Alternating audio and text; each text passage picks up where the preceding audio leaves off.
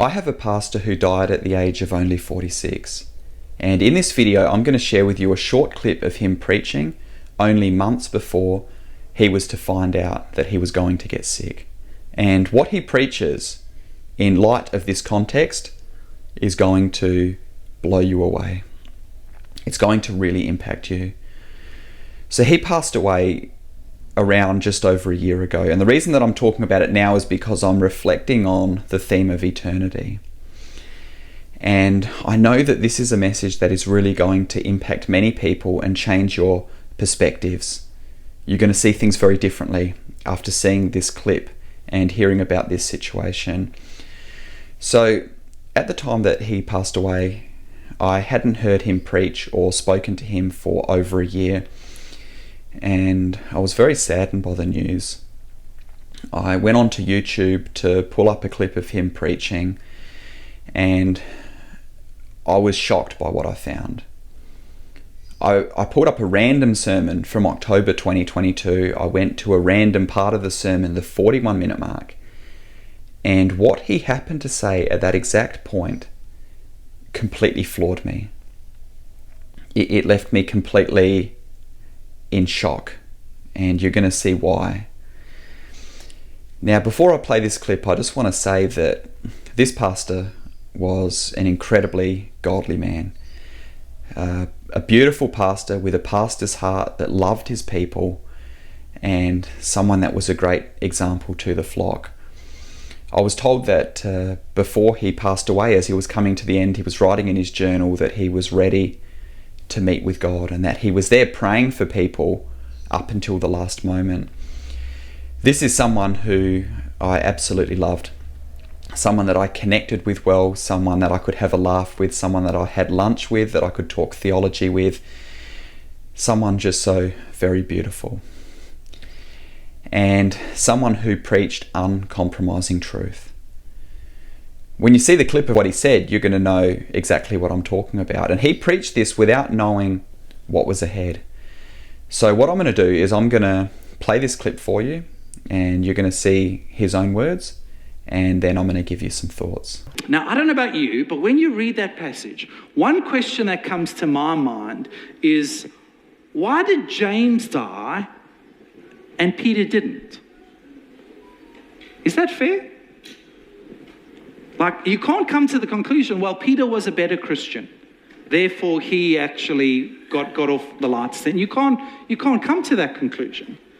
You know, you ask the questions when you read books about missionaries, right? These are incredible stories where you read how God miraculously saves some missionaries from danger, life-threatening danger, and then in the same book, you read stories how God allowed missionaries to be martyred, often in very violent ways. Why? Now, the first lesson we have to learn is that we are not guaranteed safety as a Christian, right? The gospel and coming to know Jesus is not an insurance policy. You are entering a relationship. You are not buying insurance for a healthy, wealthy, and prosperous life. You know, if we have this thinking that, you know, if I trust God and I believe in Him and I do my part and I'm a little bit good, then God owes it to me to keep me safe, look after me, let nothing bad happen, always keep me happy. That is not the gospel. So we're not guaranteed safety, but we have to answer the question, well, why does God allow this?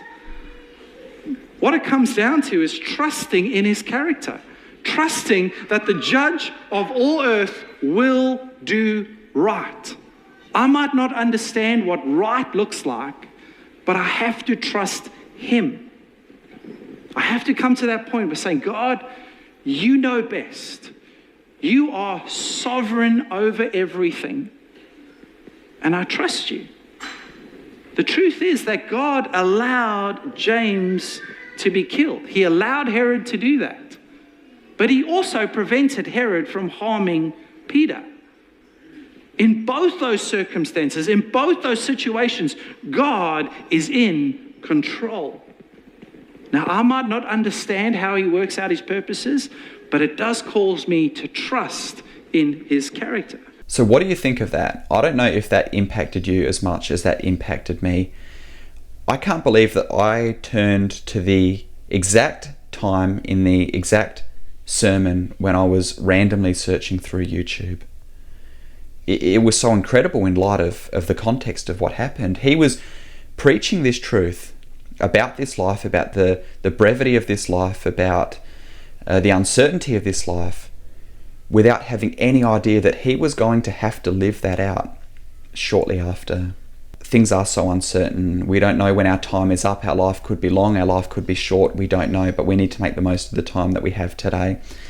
And what it does is it puts things into perspective for me with an eternal perspective, and it makes me think to myself that regardless of anything else, all that's going to matter is that we're going to pass away. We're going to stand before God. Have we made this life count for him? Have we loved him as much as we can love him? Have we served him as much as we can serve him? We don't have to be perfect, but let our hearts desire to do this more and more. There can be no consolation when someone passes on like this, a loved one, other than the consolation that God has revealed who he is, that he is good, and that we have a certain hope in eternity. And not only is that the only consolation that we have, the only hope that we have, but it's the only consolation, the only hope that we need. I hope this video has helped you. Leave your thoughts below. Would love to get your thoughts on this video, and I'll talk to you soon. God bless you, friends.